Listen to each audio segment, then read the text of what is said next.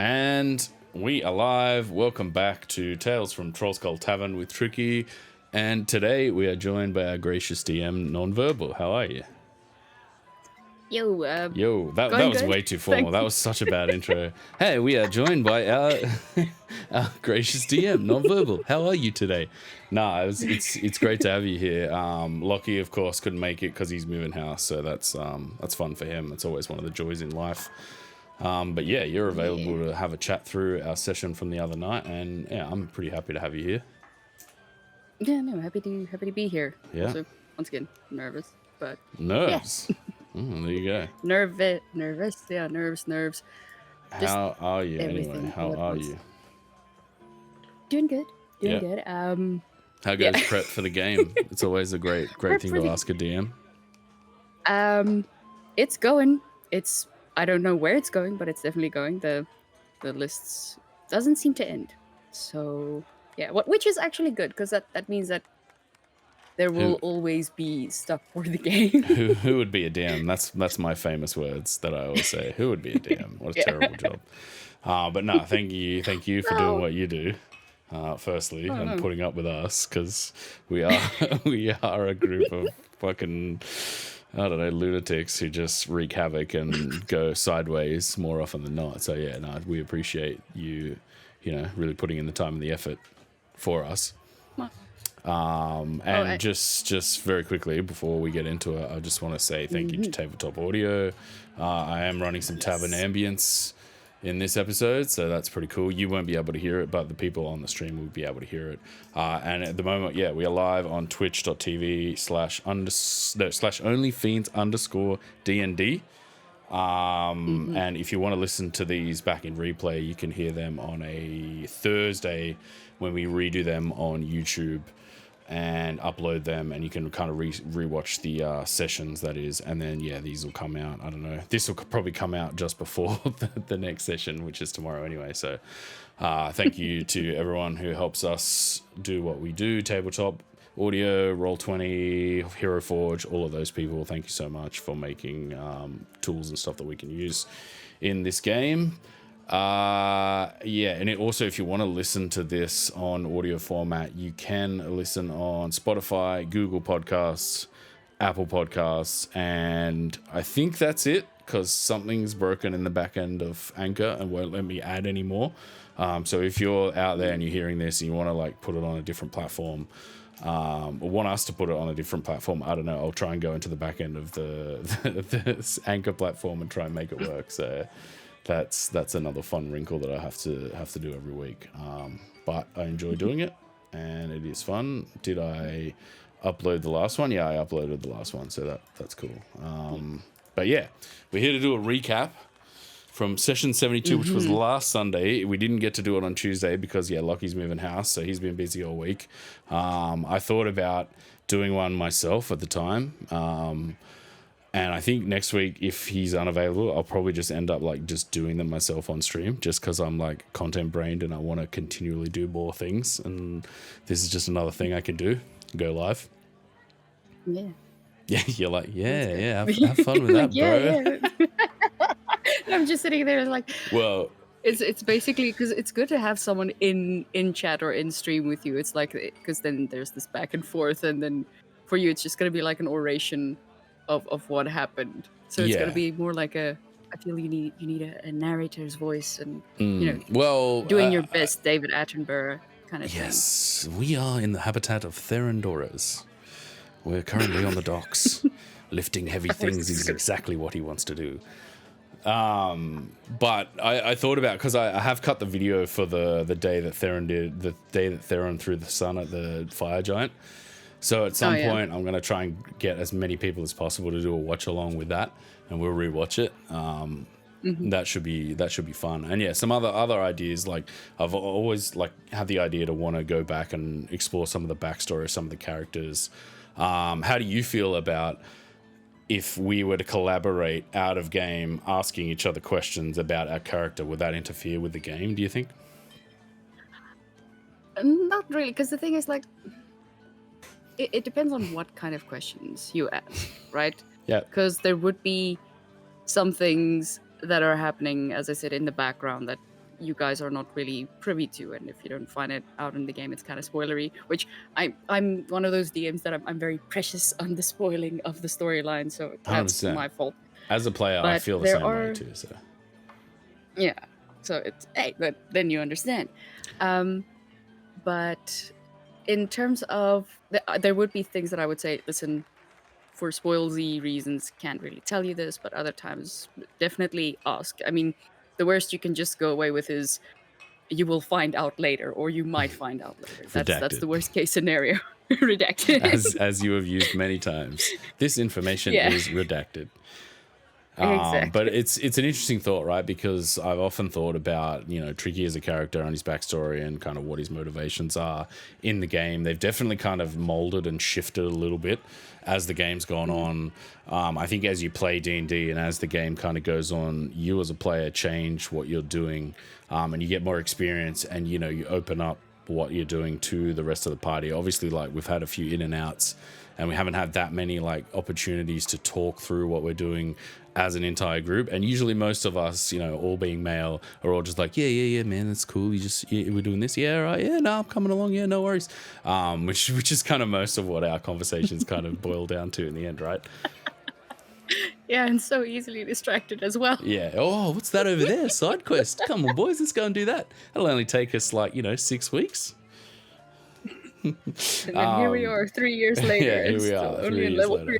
3. Because I only say this because I often kind of think when I listen back to the sessions, I listen back to them just so I can kind of get a grip on what I'm doing, or what I'm talking about rather, in this podcast. I often think about what's happening with those characters and what they're doing and what their background was, and why did Theron work on the docks? Why is Rykett such an Azuth head? And stuff like that. So it'll be fascinating to kind of go in and delve deeper into those stories, outside of a game setting.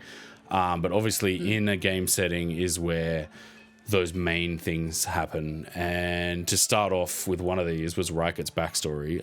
We found out that Heskin is alive. DM, is that true? Yes, that is true. Heskin is alive. Um, I did not lie there. yeah, The inside check? description, the spell description of divination bounds me to tell the truth. Yeah, So that's good. That's good. Yeah. So Heskin is obviously a character in his backstory that he's been searching for. We found him once before it was the same session that we met the character, right? Pretty sure. no. No, So yeah. you guys found him twice, because that you know of. Dun, dun, dun. Anyway, but yeah, you guys have found him twice, because once it was, I think, on level 2 of the dungeon, where you guys opened the door looking for something, because I think one of you, I think it was actually Rykert who cast detect magic, and there was a ping that you got from a room, and then when you opened the door, fucking Heskin. Yeah, and there was a fight And too, then- from memory, right? And no, that was Or just there was magic Heskin missiles thrown, I basically- remember. It was magic missiles thrown, yeah. And I can't really remember if there was a long confrontation, but he disappeared. Yeah, he disappeared very then- quickly, and it was the result of that was all of us shoot on sight, basically. Yeah. If we see this guy again, he's dead, which leads us into the Yeah. second time we saw him, and Okay, so before you guys saw him, or before the group saw him a second time, Riker did meet with Heskin in secret. Which is why when you guys actually met him the second time, he said, please holster your guns. yeah, we all kind drew of thing, weapons. and We that were was like, when this he- guy's dead. Yeah. He was like, He's no, like, no. No, wait. Yeah. Oh, right. Sorry. And it was with those. They're not really golems, but with the I'm gonna call them constructs that you guys met down in the docks. The melty constructs Yep. that basically, that got disassembled. And then I'm not sure where you guys left that thing at the moment. In all honesty. There was two, right? I think one we kicked into the water at the docks. Yeah, underneath, But next to there was Skullport. No, sorry, next to the Golden Yeah. Goblin. I think that was right. no. That was just That was further away. random dock number 5 Yeah, right. location. It's hard to tell sometimes because those random maps that come up, you're like, they're actually an important location, but they also serve as a random location number 4. Yeah. So Basically, and then like, there was another one, story-wise, but- right? The yep. one that, sorry to interrupt, the one that came all the way No. back, and when we had the ambassador of Silvery Moon, that one, yeah, I don't know what happened. I think we beat a hasty retreat, and that was it. Yeah, no. So that one, okay, remember that one self-destructed. That's right. Yeah. But I'm talking about the one that I almost said timely, not There's timely. another one. Flimsy. Yeah, the one that Flimsy Yeah, and yeah, Reichert like really like tried to reverse engineer, and it was deactivated because there were 4 that attacked you on the dock, and 1 was captured. The rest you guys like threw into the water and like, oh fuck, they turn into foam. Yeah. Yeah. So then they tried to deconstruct one, and Flimsy was like saying that I think you guys left it there in the warehouse to go back to it at some point. Oh, that's a possibility, but I guarantee you we've all Yeah. forgotten about that. I'm gonna trust you on that. Because Gary. fully the throwing of the golems into the water was the thing I remembered. Is like, they're all in the water. That's it. It's over. So yeah, maybe that's I'll put that on the list to revisit. But this also makes me think of some of the things that you've built in this world in particular that are homebrew items. I find really fun and fascinating and interesting. Right, that they get play on the game table through the game, but you don't get a sense of going back to revisit like what you've made in the game. Theron, Lockie and I have talked about this before, where your homebrew stuff doesn't get enough credit basically because it's in our homebrew game. It's in our game, and it just stays like in the context of the game. So it would be cool to go back and revisit some of your monsters at some point and stuff, and things that you've built, and talk about that as well, I think. Okay, well, we can do that. There's not really that much because I Give yourself some more I credit. like not today. But the thing is, what I do is I take existing monsters and kind of like Frankenstein them together. There are some things like but not in this game. In one of the one-shots that I did was something that I kind of built up from the ground, like the coagulated blood thing in the bathtub. Yep. That was me. Yeah, that was super fun. But that was fun. That's still not finished, but anyway. Yeah, we'll have to. Yeah, we'll talk about that at a later date for sure. Yeah. But so basically, I Frankenstein some things together, and because I feel it makes it interesting, and also as a DM, you kind of try to like keep your players guessing a bit as well. Because sure, it's fun to have like some walkover encounters, if that makes sense. Like it's just like, yeah, this thing is fine. But then it's also like trying to surprise it a bit and trying to like, I like trying to evoke emotion from my players. Yeah.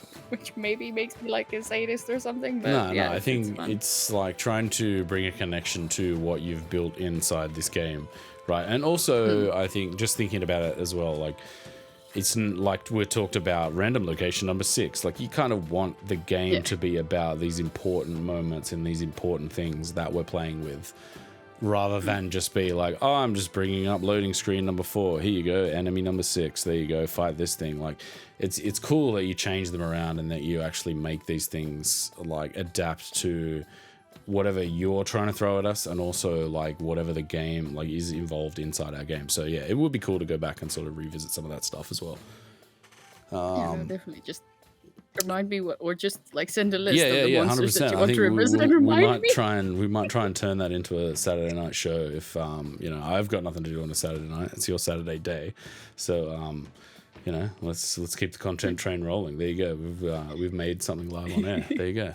Yeah, there you go. And I'm also an introvert, so Yeah, it's all most good. of my Saturdays are free. Woohoo! Yeah. Introverted. There we go. Nice. So Heskin is alive, and that's great for Reichert. So we did find that out, Yes. and also we found out something pretty bad, that once again there has been a death in our midst. It was also greeted with another bout of just all of us being like, people die all the time around us. It's all good, Death. Yeah. So I thought that was quite funny. Like during the session, there wasn't just like a dun dun dun, Marius is dead. Like we're all just like, oh yeah, death number 737. Yeah, cool. Like this just keeps happening around us. So I thought that was fascinating. It was cool that I don't know, like, you know, obviously I don't know as a player, and you're the DM, but I thought it was cool that that whole interaction kind of linked back into Ryket's symbol was on him because he had that, and now the order's after him. I thought that was very, very suavely and cleverly done. Oh, thank you. Believe it or not, that was planned. But yeah, I try to link things back to sort of like I want to make the world feel dynamic and also personal to you guys, because I mean this is your story, basically. I mean we are set in Dungeon of the Mad Mage Waterdeep, but at this point it's really more for having an actual setting.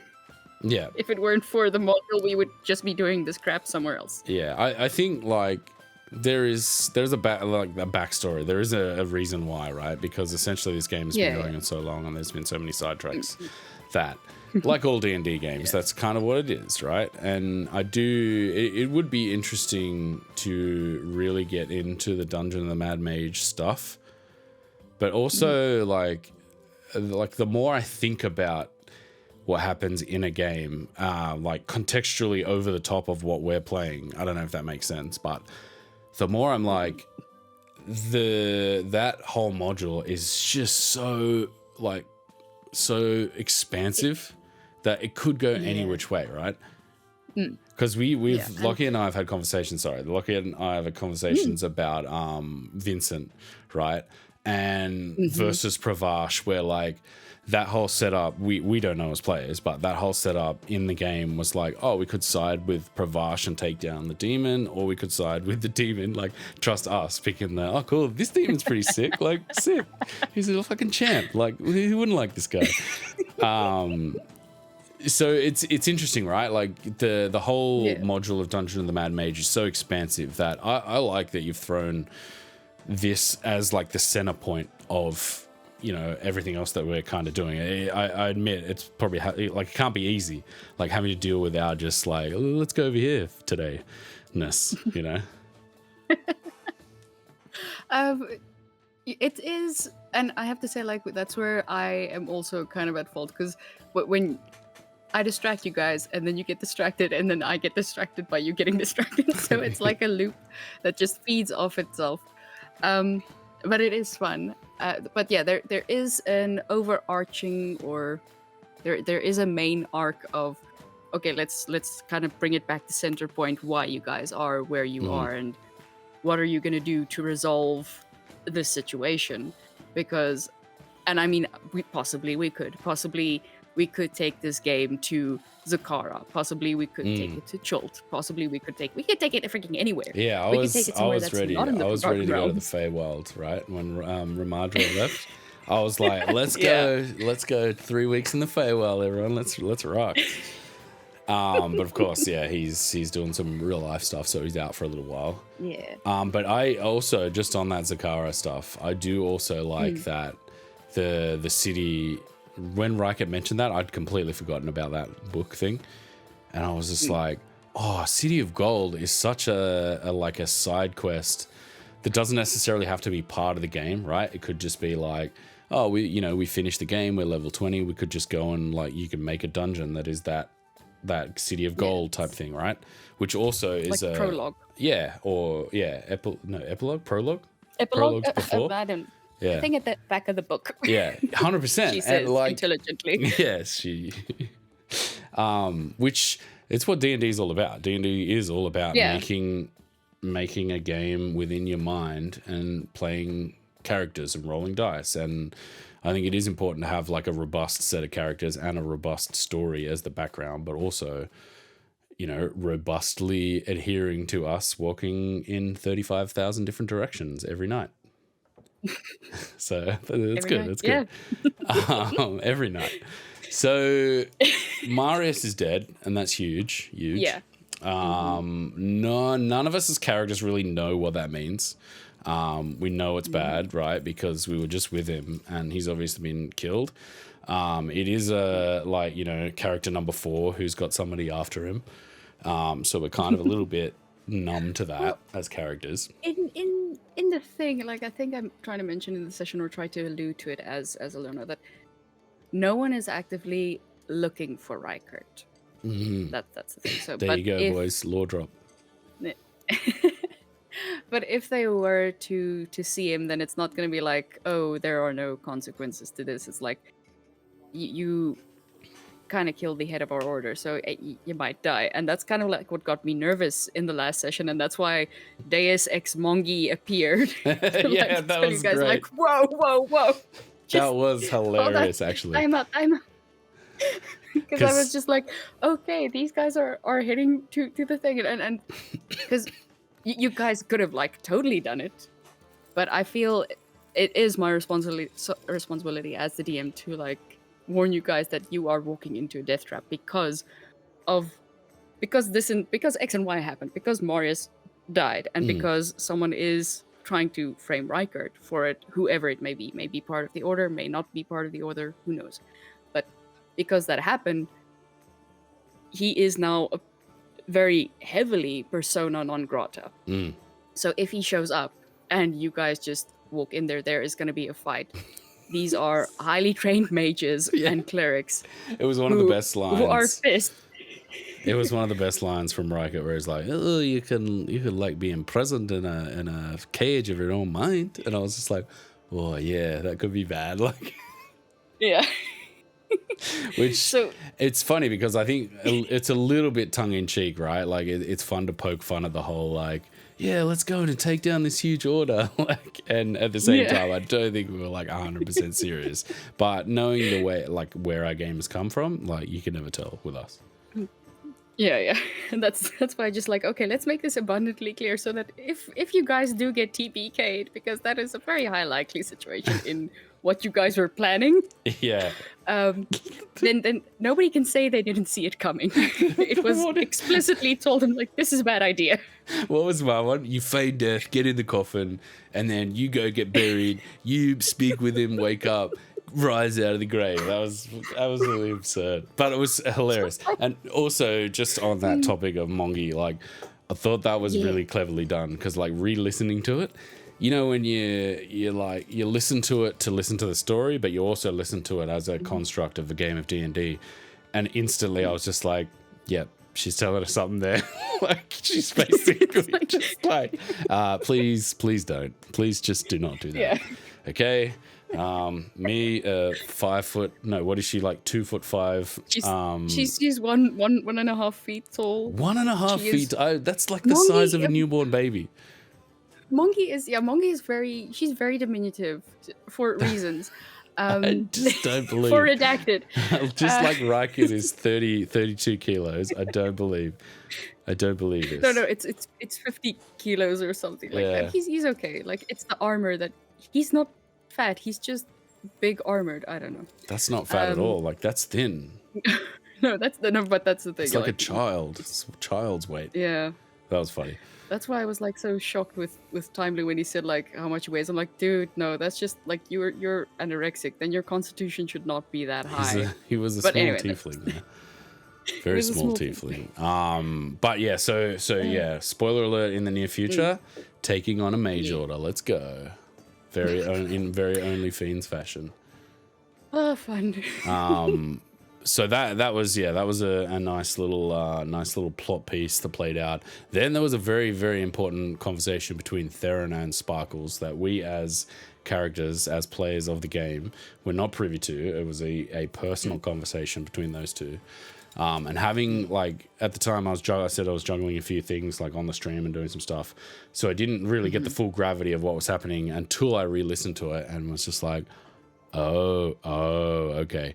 And I've often said before that I'm ready for this Theron Warlock arc, because like whatever pact he's made, I think it's a great also like path for his character to go down developmentally. Like him and I have been in the game the longest and have been together the longest. And the way he plays his character, very kind of unassuming, yet also like dangerous at the same time. If you cross him, or if he feels that need or that moment. Also, like I like the unpredictability of something else in there to shake that whole thing up. If that makes sense. So it was very, very interesting to hear that like he's got the pact with the Hexblade, etc., etc. We didn't get that much. On what it was about, right? Yeah, fishing for information. It's more like it's fishing for information. So it is about so definitely there was information about why the pact was made and what he should be careful for and who he made it with, but the rest you guys will kind of have to find out. So, yeah. No, very, very good.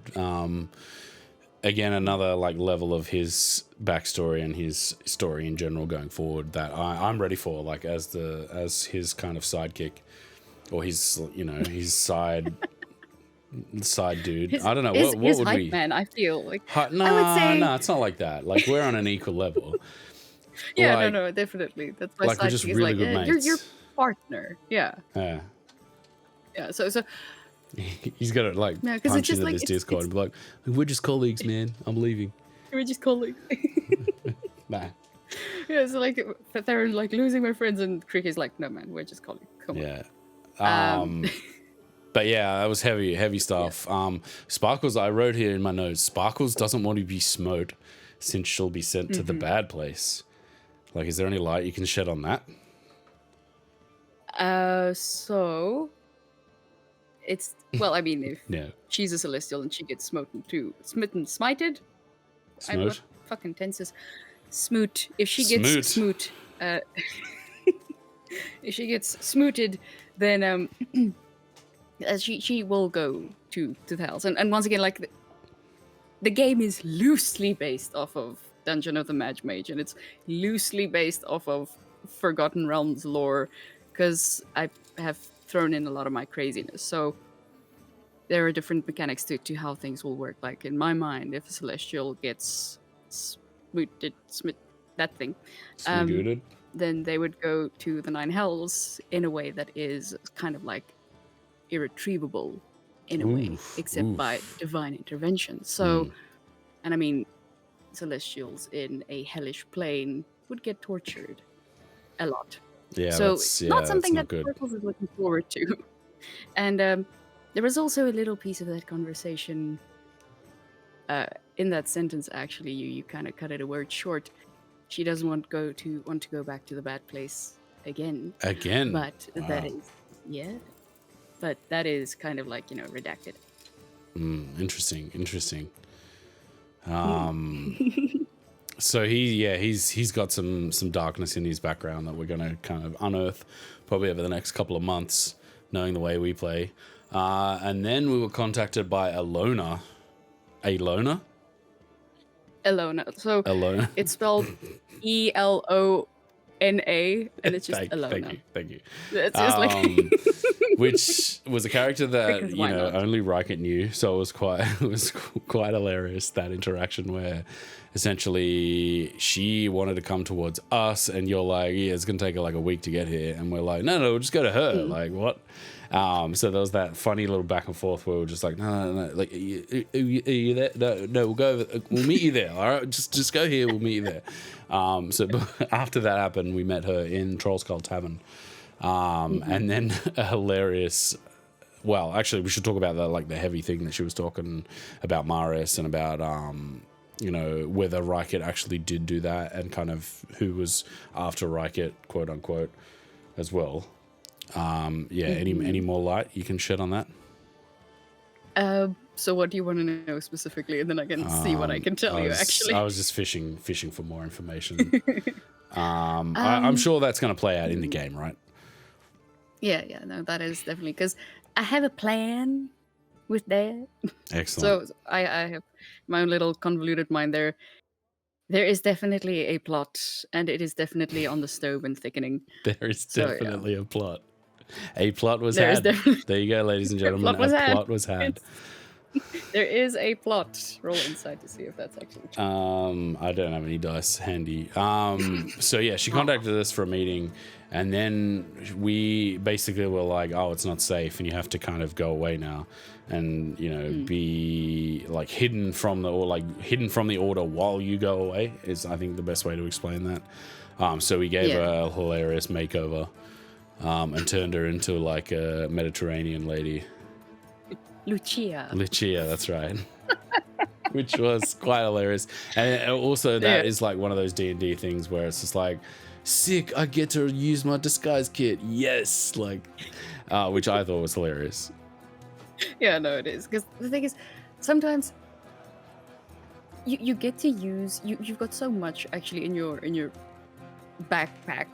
Not like the physical actual backpack that you have in your character sheet, but in what your character can do and what they're capable of, and their backstory and what they have experience of doing in these type of situations. So there's very rare occasions that those things come up. So when they do come up, it's like, oh yeah, of course, this guy's kid.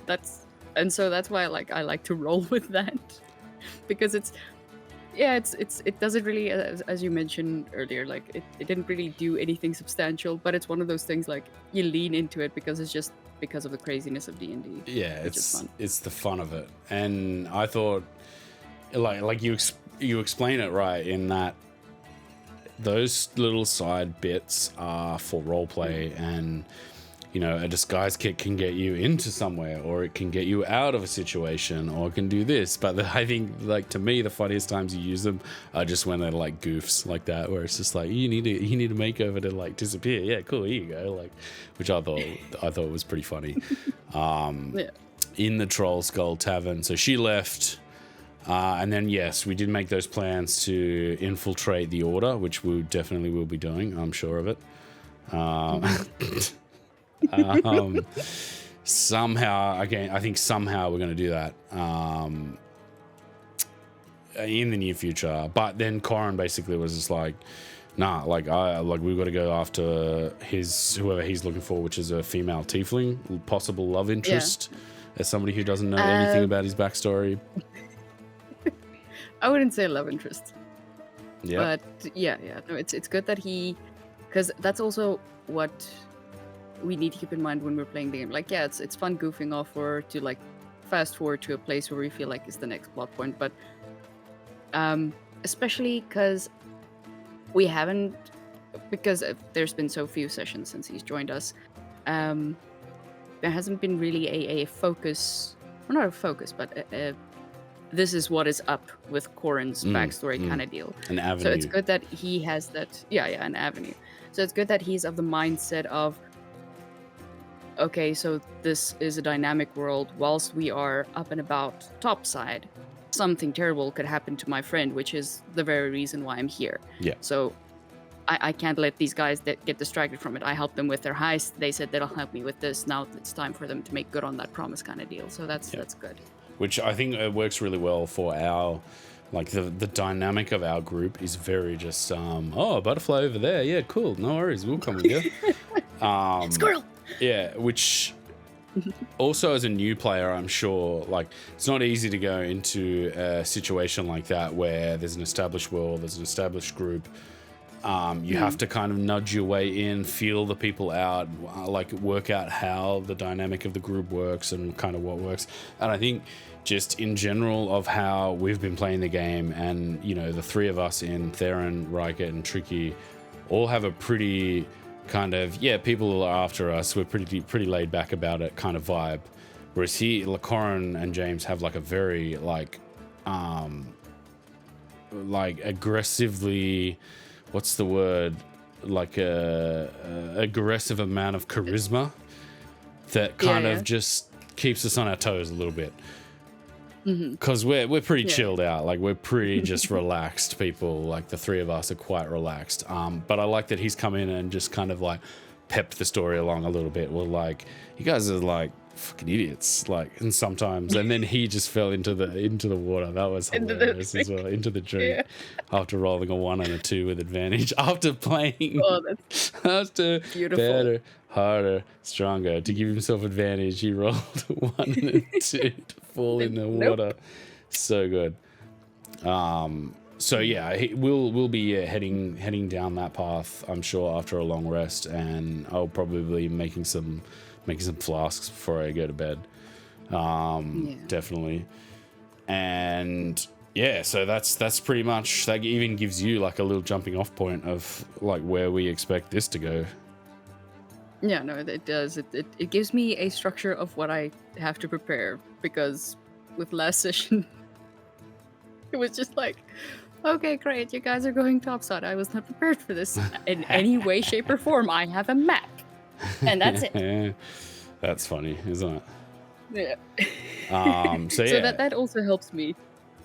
Yeah. And like Lockie and I have said, it also helps us like remember what's happening in the game and be like a little bit more like on it and attentive and like understanding of like what's happening, to just kind of cut down, now that this is a live product, to kind of cut down a little bit of the going everywhere. Like the going everywhere is fun, but it's also like a story that is, you know, has to play out. It's not just, you know, oh, sorry, I slept through Asmodeus killing everyone. So sorry about that, everyone.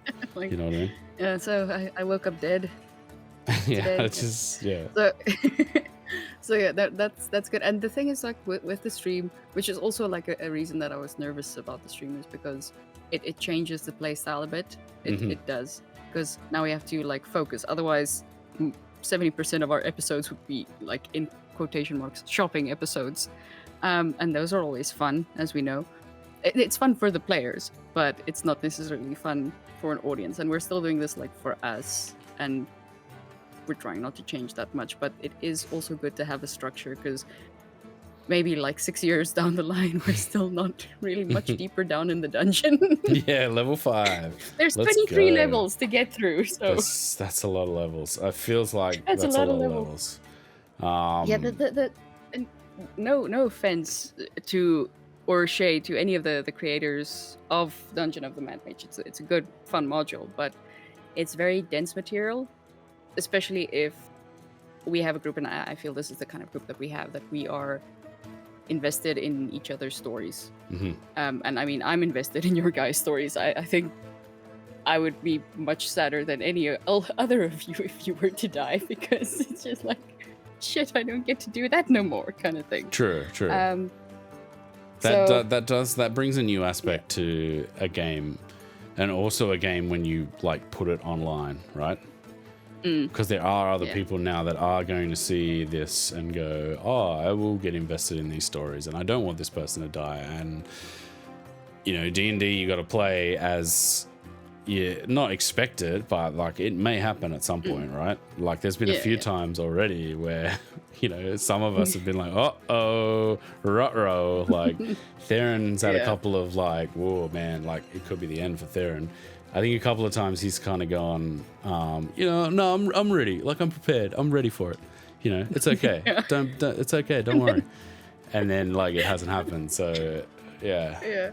But then afterwards he's also like, okay, good, because I was not ready to let Theron go. And then I'm like, well, that's comforting. Yeah, it's good. Dang it. It's good. They're good characters. So yeah. They're interesting characters. No, they are. They really are. Yeah, that about pretty much wraps it up for the session. I did wanna just have a quick chat about just D&D in general, because I've been trying to go back and like solidify my backstory for the character Tricky, right? And this isn't necessarily a specific Tricky question or like topic to talk about. It's just like the level of such a hard thing to articulate, like deities and the whole like pantheon of gods is just like, the more I read about the lore of like Ed Greenwood's lore and like some of those books that I told you I was reading in the Forgotten Realms, like it just doesn't make sense to me that like normal people can just, it's just like, oh, this happens and now you're a god. And it's like that. And then also on the flip side of that, like a bunch of things can happen. Oh, now you're like a lich or a demi-lich or like like that level of like expanding from like what we experience as humans. Like it just blows my mind. Like I can't compute it in my brain. Well, first of all, the term human is racist because there's all other races. Sorry, humanoid. No, I'm kidding. Tricky is the canon racist in the group. So. Tricky is the group racist. Yeah, 100%. Which it's hilarious. ignorance. I love it. It's straight out of ignorance. Yeah. But yeah, no, it's good. Yeah, no. I wear it like a like a badge of dishonor. I don't know. badge of disgrace. Yeah. But no, Something like it's but it's good to make fun of. the whole like the way that works, it just blows my mind. And it does kind of like come into this game with like Azuth and like what Ryket's doing, etc. And even like one of our characters in the backstory, like previously, there's been some ambiguity about them becoming a lich, and even like in his story too. Like, but even like when Tricky plays it, that he's just like, come on, people can just do what they want. What's wrong with that? Like, it's still, as a human being living, like I still can't process that whole scenario, right? I don't know if that makes sense, but. I would say there's a lot there to unpack. Yeah. No, well, please. We've got time. So okay, once again, with the way that I sort of see the Pantheon or try to like bring it into the game mechanically, it's definitely I don't know if there's similarities between Ed Greenwood's stuff about how his Pantheon works and so on, but for me, like, yeah, some of your normal characters or whatever can become deities and so on, but there is a process that has to follow. Like, in my mind, they have to be chosen. There has to be like, this is not the official term for it, so don't go and quote me like saying, oh, they need spark TM kind of thing. No, like, but there has to be like that spark in them that sort of nominates them to be a certain what I like to call avatars. For me, and I think I mentioned this like way back, I think like 2 years ago, when it was questioned, or when the question rose, like, how does this work? And that the gods are more profiles, kind of thing. So it's. What do you mean by profiles? They have a vessel. So okay, they have. There is the profile of Maliki, like. But that is more like an essence, a force kind of thing. It's the idea of and the abilities of Maliki. And then there is a vessel in which this essence goes into, and then for the next amount of X centuries or millennia, that vessel is Maliki. But since the force is a more kind of eternal thing, not the Star Wars force, but since it's a more kind of like eternal power, then the vessels kind of like get destroyed. And so that is how gods age, and then there needs to be a new vessel, which when we started the game, Barnabas, do you remember Barnabas? Yep. So that was going to be his whole arc of sort of becoming Ilmater kind of thing. Damn. But yeah. Missed out on that. Yeah, but but also it's not just easy, because having that spark, having the potential to bear that essence is not enough. So obviously you have to do feats and great acts of heroism or terrible acts of just I don't boldness, or I can't get to the word. It's heroism. Hard. The opposite of heroism, like just because they're like evil if you're gods as well. Yeah. Okay. Yeah, and then a lich is completely something else. Like a lich is a little bit different, like right? Because a lich is like, you have to kill a lot of people. Like, that's fair. You have to be like, like use ritualistic things like a bag of souls and like the skull of this thing, and the like. Those are quite tropey in the fantasy genre. Yeah. But yeah, it's still just like, it blows my mind that like normal people and can achieve that, and also like those planes of existence are so close to each other, right? Like, that's happened in the past, and that's very like the realm that they are in is so close to you, like to your realm. Like it would be like if somebody came along to us and said to like the entire human race, just like, oh yeah, this is how this works, this is real, this is where this is, come up, have a look, go down. Okay, like that sort of thing doesn't happen within the universe, but like of D&D, but like, yeah, it just breaks my brain trying to kind of pass that and process that, especially like having like read a few of the Forgotten Realms books over the last couple of weeks. Just like it just doesn't make sense. It doesn't make any sense. Yeah, so I thought it was interesting to just have a quick chat about that. Yeah, no, and it's definitely like it is in the realm, and it's very close to where you guys do exist, but there are keys that have to unlock it. Like when Timely mentioned he wanted to become a lich, then I had to start thinking, okay, so it's something that's difficult, and it is something that will require a lot of like something that justifies this to happen. Yeah, kind of thing. So that's when I had to like think, okay, what is the process of going through this to actually become this? And it wasn't going to be easy, and it wasn't going to be quick. But yeah, and that is why I brought in, I can't remember what I called him. I think I called him Bokob or something. But that is why I brought that character in. But and also the thing that visited Timely in his sleep.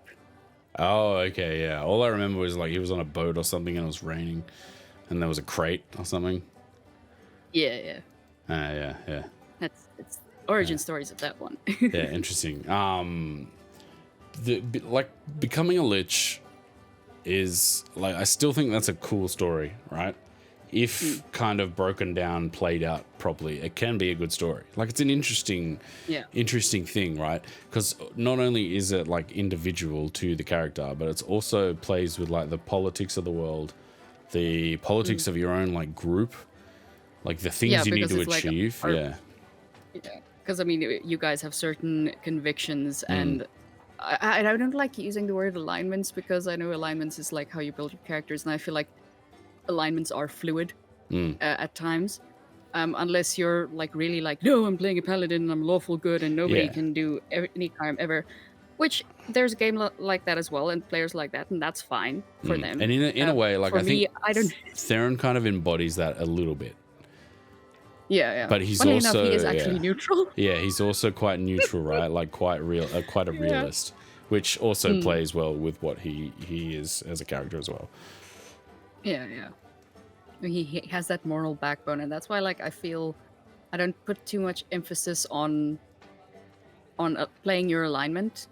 I feel like more play your personality, play the character's personality, and then there will be fallout with what you do. It's not like, oh, you're lawful good, you stole something, so now you lose an alignment and point it that way. It's like, no, okay, you guys were like just having fun, and for example, I'm using you as an example now. Tricky saw something that he liked and he stole, and guess what? Fucking guards found out, and now you're in trouble.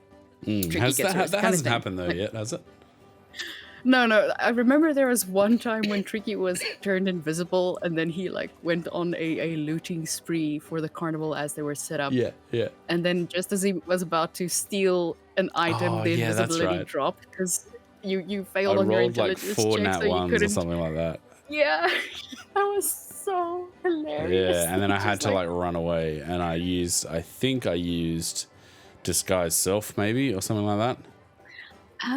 To get away. It was something like that to get away. I don't think it was that high level yet. I'm not sure, but to be like, that's one of the sessions or like a part of the game that I wish that I could animate and just like make an animated clip of that whole thing, because there's so many things that happen in my mind, and I try to explain what is happening, just to like justify all these bad rolls and what happens that the guards are catching up, and which I think in my mind would be funny. But yeah, so yeah, back to doing the alignment. So it would be like consequences like that. It's like my actions have consequences, who would have thunked it kind of thing, instead of alignments. And I think that's a huge framework of the way we've been playing too, right? Is that we have done things knowing that like there's an equal opposite reaction or there's possible consequences. But as a group, like it kind of brings us closer together as a group to know that like if you're doing that, like we're with you, we're helping you, and we're stronger for that, and the consequences we'll all face together, right? Without being too like, we're a party, man. Like, you know, I love you, man. Like, but that's kind of what that whole camaraderie thing kind of builds towards within your party and your group within the game, which I think is a very interesting, like psychologically as a game, it's very interesting to me that those sorts of things happen. Yeah. And then, of course, you also have the thing of if one of my people in the group is actually going to become a lich, do I support them or do I try everything to like foil their plan or try to convince them and get them back, which also has like a deeper like roleplay aspects between the players. Yeah. Which I think is cool. Because I remember there was a few conversations where Tricky was kind of like, you know, like let him do what he wants, man. If he wants to do that, like let him do it. Yeah, just let him. And Theron was very like, I'm a paladin, man. Like, I can't let this happen. You realize, like, this is what, like, I'm on Earth to do. Like, if he does this, there's going to be, like, you know, a sword is going to be thrown in his direction. And I was just like, come on, man. Like, you know, he's just trying to get by and make his way in the world, you know. We all got a date with destiny. Come on, man. It was interesting, right? And that was when I was a very experienced player of the game, right? So there's also that little... you know, you're still trying to find that camaraderie aspect within the whole group, which I like. I often think back to those little set pieces and go like, those are really interesting. It's very. I've still got the audio for all that. It's very hard to listen to go back to and listen to, but like in those days. But yeah, it was it was good. It's good. No, it was good. Oh, well, that was like a, you know, that was like a spliff and a half of just talking D&D. Yeah. Just got deep in the bowl on that one. Well, it happens. Yeah, like true. I can literally talk about D&D for hours. So this is actually a mistake having me on because don't get me started. No, content. That's all content. That's good. We've been going for about 55 minutes, so that's all good. Yeah. We'll kind of bring it to a close. Is there anything else you wanted to bring up that's on your brain, on your mind? We got the time. Oof. Not that I can think of. See, this is also the thing. This is how you stop me. You put me on the spot because then my brain blanks. But I don't know. I'll let you know if something comes up, and then we can have a session like this. It'll be like 2:00 this afternoon, and you'll be like, "Damn it, I should have asked that." Should have said and that. I'll be fast asleep because it'll be like 2 a.m. my time. Yeah, you're 9 hours ahead. Yeah. So I think that kind of wraps it up. This was a good chat. Like, I think this is a good format. It's interesting as a player to talk to the DM and sort of say, hey, any info on that? Like, you got any more info? Because not in a spoilsy sense or in a like I'm trying to mine information to play the game better in that kind of sense. Like it's more like I like knowing a little bit more about things. Like, you know, it's not just about like the things that are happening like where we are in the spotlight. Like, it's also some of the other things that are happening, right? Yeah, it's getting to it helps with immersion because you get to know the world that you're a part of, basically. 100%. And you did see, what did you did see? You did say, like, I was the highest int character. And that did kind of trigger in me, like, actually probably should be playing this a little bit more like, you know, I did go to private schools in the game. And I did, like, you know, I could either play it as, like, man, fuck that. I was, like, you know, I was stealing things, going through the castles. There's no way I was going to school. My family's name. Yeah. Kind of thing. But also, like, I kind of would like to be the person who, like, delves into some of the interesting, like, backgrounds of what's happening within the game. I know, like, it's not easy. It's, like, not an easy thing to do, right? Like, it's not an easy thing to just say, hey, everyone stop while I just kind of dig into what's happening here. And then I guess you as a DM has also got to just go, like, oh, shit, like, let me go to the safe and, like, dig out this information. Okay, here it is. And, like, there's that kind of thing going on as well, right? Yeah, but the thing is, like, I don't mind, like, going back to the safe and, like, trying to dig up if one of the players wants to interact with something in the world, because for me that's kind of what I like about it. Also, like, I know it's like everybody's time and everybody's game and so on, but we need to also create spaces for the characters to, like sometimes have the spotlight. Yes, everybody is the main character, and then at the same time, nobody is the main character. So I think we have a good group that understands that, okay, so this is, if I want to do this, then I can do this, but I'm not gonna like make us spend half a session on me reading a book in a library. But definitely feel free to like ask questions and stuff, because I mean, it's engagement, it's immersion, it's sometimes it may answer a question that one of the other players had about something that they didn't even know they had, and then it sort of clarifies something for them. Because I do, as I said, I try to connect the dots a bit. So digging into something may lead to something else for someone else, and then they'd be like, oh. Yeah, that I kind of had one of those moments. Whether it was this session or the last session, maybe it was. No, it was this one, right? When it was talking about the Golden City. And I was like, yeah, I probably should be a little bit more book smart about like digging into that. And like, right, like to Reichert's credit, he's quite good at like that.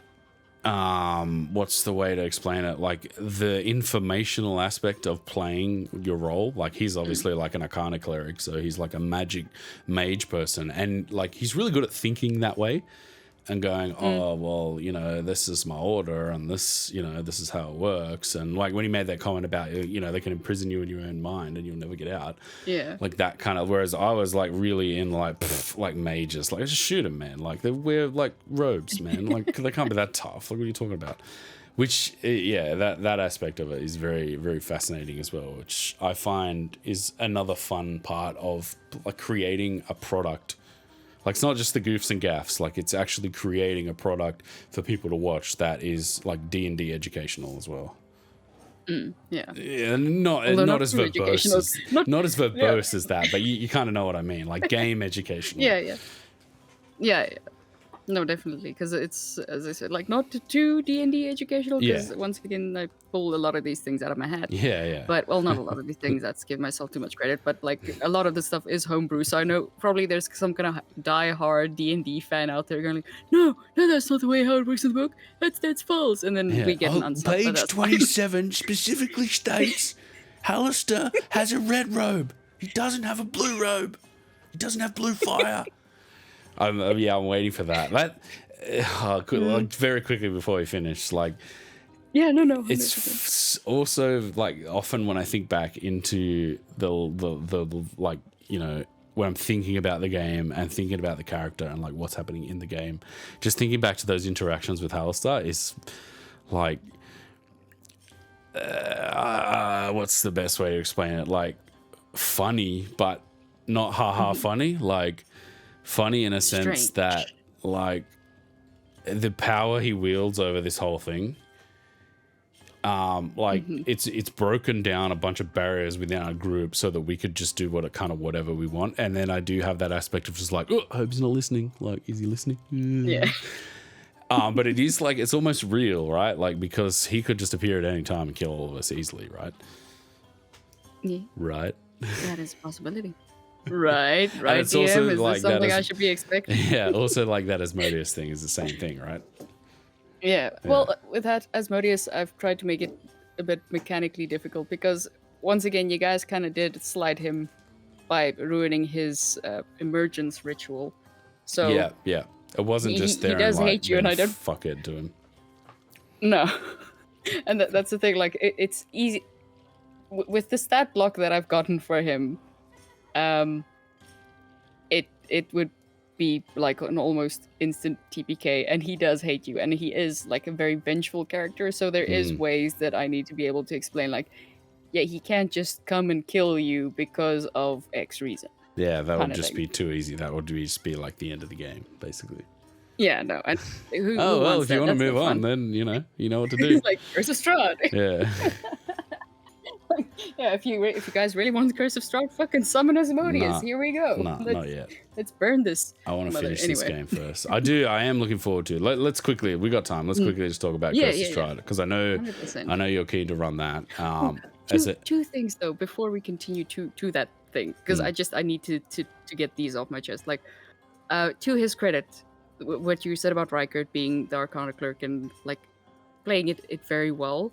He also is very good picking up on things, which kind of like Hey, what are you when trying he to say, said that. Hey? Well, I'm saying that you guys don't pay attention. No, Yeah. but something that was That's like true.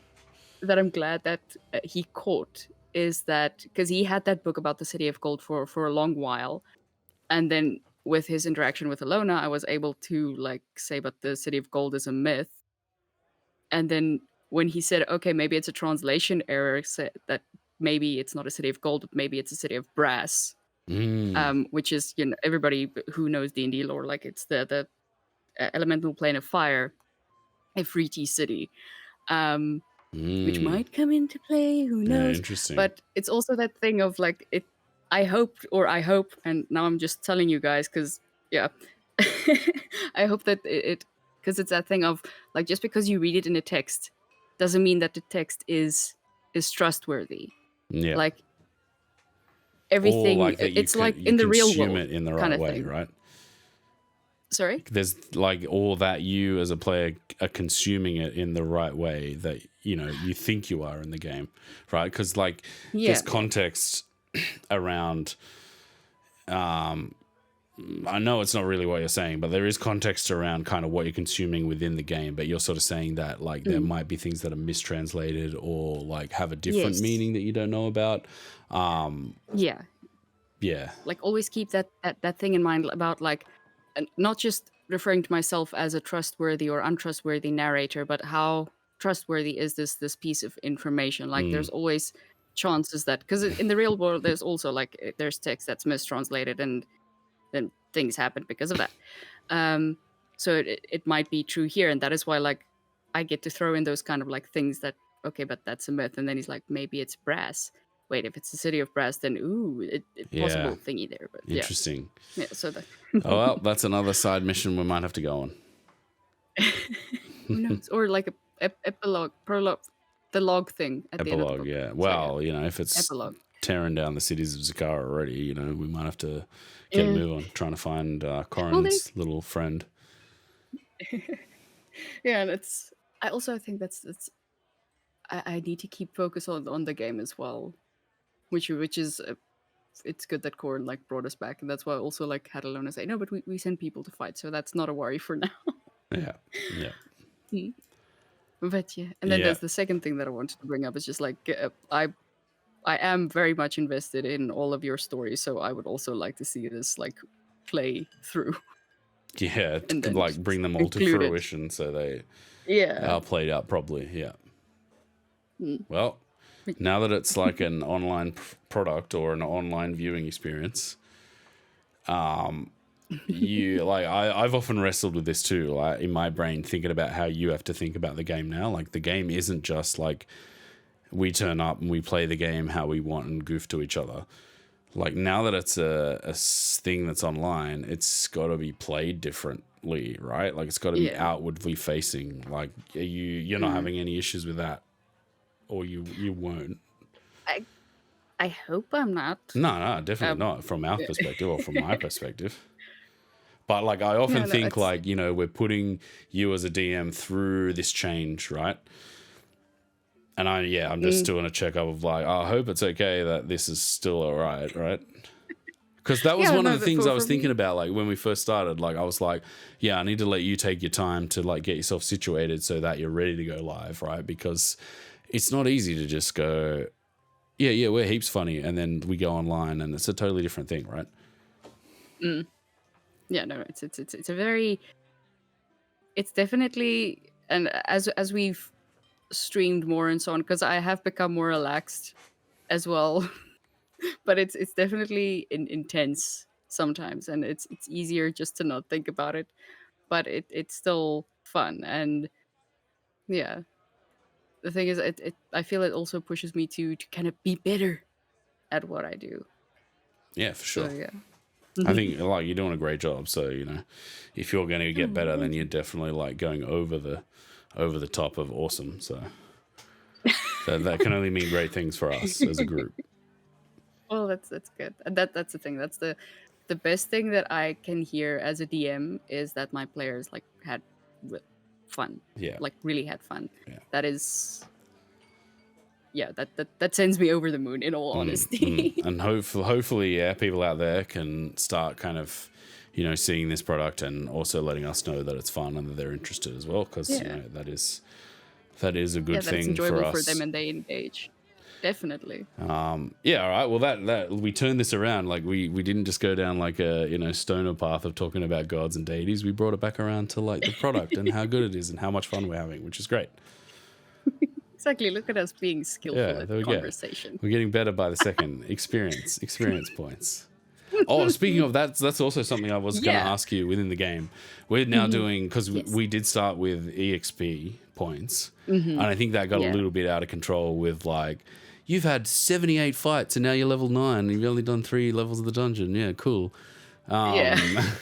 Which like the more I think about it, the more I'm like, oh, fuck it. Like, you know, it's cool to be kind of over leveled, but at the same time, like some of the fights we're running into now, I don't know if you've probably balanced them up a little bit, but like that we're running into more like, okay, this is kind of like how we're supposed to fight at this level, and not just be like, and I just one shot this, and I one shot this, and I roll to hit, one shot that. Which is fun, right? Like obviously I like face rolling things. I like melting things. That's fun. But like, when I went into the water, I was saying to Lockie, like, well, there was moments where I was like, I think this might be it. Like, I've got nothing. Like, I literally, this is a situation I can't get out of. And like, I'm looking through my thing going like, how can I like I literally need to look at my spells and like find some things to get out of like this situation, because I can't, like, I was in that like panic mode of like, shit, like this is actually serious now. Like, which also is an emotion that's fun when you're playing D&D. Yeah. It's that stress. Because the thing is, as you say, you like melting things and one-shotting things, and that's fun. But sometimes it's also good to have the stress, because it instills that care for your character and thinking like, I really don't want to lose this guy, and and like your fun. companions too, right? Exactly. Like I mean, that's the thing for me, that it was kind of like it was left cold. I feel when Timely died, and everybody's just like, man, no, it's fine. And then, because whilst that happened, and after the battle that happened, I could hear Tricky trying to like mourn his friend that just like fell in front of him. Yeah, it was such a like, you know, a young man's knows nothing about the world's way of kind of hand waving that, of just like, no, he's not, like, no, he only just turned to smoke. He didn't die. I swear to God, there was no corpse. I didn't see the light leave his eyes. Nah. He's not dead. Every interaction was just like, nah, you didn't die, man. Like, he just turned to smoke. No, like he's somewhere else. Full on denial. He's somewhere. Like, yeah, you know, so. But that's also that's also how I know, like, we don't want our characters to die. You don't really want our characters to die, but that's also like growth that needs to happen in like some people as well, right? In the game, games in general. No, definitely. Because the thing is, it can be motivation and stuff. No, sorry. That's right. There's a little bit of a lag on this end. That, like, what? Sorry, no. What was I saying before about EXP? No, we've moved to. Yes, moved to milestone. Milestone, yeah. So the reason for that is like, okay, I could keep you on XP, and then because if there's something in the dungeon, or if you're moving in a part of the dungeon, you are going to encounter some things. Otherwise, it's just like the very most boringest session of, oh, we've been in this room, there's nothing here, let's go on. Then it becomes very mechanical. Oh, look, level 3 goblins.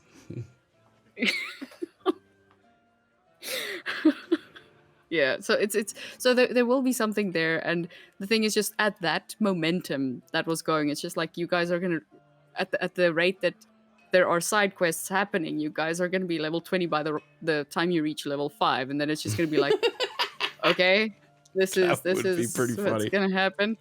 So then it's just like, okay, no, let's change that. 100%. I think that's a good change. Also, the arcs of what we're doing too will actually help you focus as well, right? It'll allow you to create arcs and then go down them and then go, okay, cool, we've reached the spot where we need to actually balance, and then go on the new arc, and then okay, we've reached the next spot, like et cetera, et cetera. Yeah. And the thing that you said in, I think, the previous recap that you and Lockie did was, and this is actually like, it's something that I'm very excited about, and something that I have a lot of other players like, or not a lot of other players like, but telling me that they like to more role play their abilities. Like you said, as Tricky, you don't just want to like level up and already have this ability. Like, oh no, I've got access to this now. I'm gonna use it. Yeah. But you want to actually like have it make sense, and which is good because I like having that thing of why does Tricky know this spell, or why does Theron suddenly have this ability? Why does it happen? And for me, I also like need to like upskill myself and trying to build that in. But it's good to have players that are willing to do that, that aren't just like, no, I level up and this is why I have it now, kind of thing. Yeah. So except when I took silvery barbs. Yeah. Apparently, basically, I went to when you Strixhaven said like sometime. Yeah. It was like an exchange program. I did 2 semesters. I went over Yeah. there. I did 2 an semesters at exchange. Strixhaven. Yeah, exchange student program at Strixhaven. Exactly. Yeah. Enjoyed their coffee there. I don't know. Yeah. But yeah, sorry. That's I think it'll help you kind of balance like what we're doing and like fit in these long arcs that also have a lot of side quests and stuff. So yeah.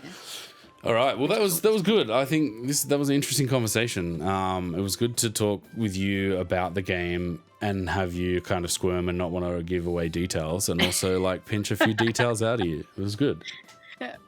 Well, the thing is, I make you guys squirm on a weekly basis. Sometimes it's good to turn the cards around. Yeah, it's good. All right. But I'm try glad I and could give you some stuff. yeah, we'll try and do a little bit more of this kind of content, a little bit more. Maybe not next Saturday, but the Saturday after we'll try and tee up something else. And not that I don't like talk to you every day during the week, you know what I mean? I'm like, we're not going to talk until like, forever. Like, but yeah, no, it was good. It was good to kind of talk through that. The game is again tomorrow. Sundays for everyone out there. It is at 11 o'clock in the UK time zone. It's around 11 o'clock, is it? No, it's 9 a.m. UK time, 11 a.m. SA time. Yep. Also like the GMT, and then 8 o'clock Australian time. Yep. So yeah. Cool. Thanks. And then for Germany, it's 10 a.m. as well, because yeah, good. No, if it's 9 o'clock for the UK, then that's fair that these 2 gentlemen have to get up that early. Yeah. And as always, we're live on Twitch at the moment, twitch.tv/OnlyFiends_DND. So if you're hearing this in replay on YouTube or on Apple Podcasts, on Google Podcasts, on Spotify, if you're listening to the audio version, you can come and see us on this channel live on Sunday nights. And then, we do a recap, usually on a Tuesday, but got delayed this week. We're doing it tonight. But keep your eyes out. Give us a follow if you want to watch more D&D content, and also us talking about our game and just kind of fleshing out our game a little bit more. Anything else really we need to cover? No, that's it. It was good. It was great. It was a great chat. It was good. Thanks for having me. Yeah, no worries. Thanks for being on. It was great. Definitely. Cool. All right. Well, we'll be live tomorrow night, so definitely come along and watch session 73, I think it is. What will we be doing? I still have an issue with your Yeah, that's true. And Lockie is moving, so he doesn't have internet. So we might be one short. But that's all right. It's a down episode where very quickly having rests, doing things, and then going off to find Corin's little tiefling friend that we've been trying to find for the last couple of episodes. Yeah. All right. Well, it's goodbye from me then. Yeah. Okay. Bye, guys. Yep. Have a good one. No goodbye from you. Just bye. No, I said just bye. Well, it's thank goodbye you for for me. making the socially awkward person squirm. It's goodbye for me as great. well. Goodbye. I don't want to hit disconnect, good luck. man. All right, take it easy, everyone. We'll talk to you. We'll see you tomorrow night. Cheers.